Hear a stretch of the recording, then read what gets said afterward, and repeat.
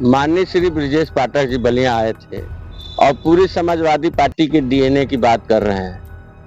और ऐसा आदमी डीएनए की बात कर रहा है जिसका खुद का अपना डीएनए सही नहीं है।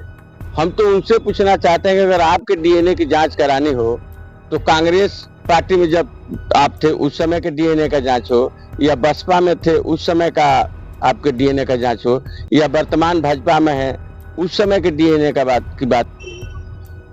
माननीय श्री ब्रजेश पाठक जी बलिया आए थे और पूरी समाजवादी पार्टी के डीएनए की बात कर रहे हैं। और ऐसा आदमी डीएनए की बात कर रहा है जिसका खुद का अपना डीएनए सही नहीं है।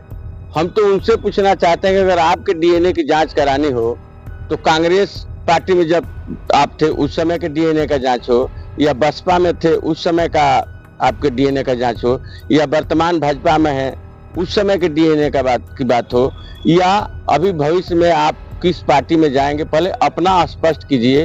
ये भारतीय जनता पार्टी के लोग लोकसभा के चुनाव में जब से उत्तर प्रदेश में पराजित हुए हैं तब से बौखला गए हैं, और बौखलाहट में अनाप शनाप ये लोग बयान दे रहे हैं। आगे आने वाला जो उपचुनाव है प्रदेश में 10 सीटों पे, उस पर भी ये अपनी स्थिति देख रहे हैं। इन सब चीजों से ये घबरा करके अनाप शनाप बयान दे रहे हैं और समाज को बांटने का काम कर रहे हैं कि समाज को आपस में लड़ाते रहें, जबकि इनकी सरकार है।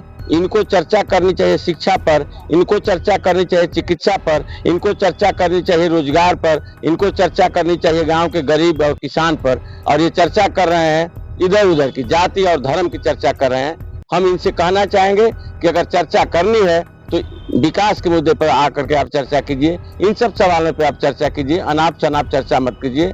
और ये ब्रजेश पाठक का डीएनए खुद गड़बड़ है, उनके ऊपर कितने आपराधिक मुकदमे हैं और दूसरे के बारे में कर रहे हैं। समाजवादी पार्टी की बढ़ती हुई ताकत से और जनता में बढ़ते हुए विश्वास से भारतीय जनता पार्टी के लोग बौखला गए हैं, घबरा गए हैं, क्योंकि इनको दिख रहा है कि 2027 में जो विधानसभा का चुनाव होगा उसमें भारतीय जनता पार्टी उत्तर प्रदेश से बिल्कुल हर तरीके से सफाया हो जाएगा। बस इतना ही कहना है।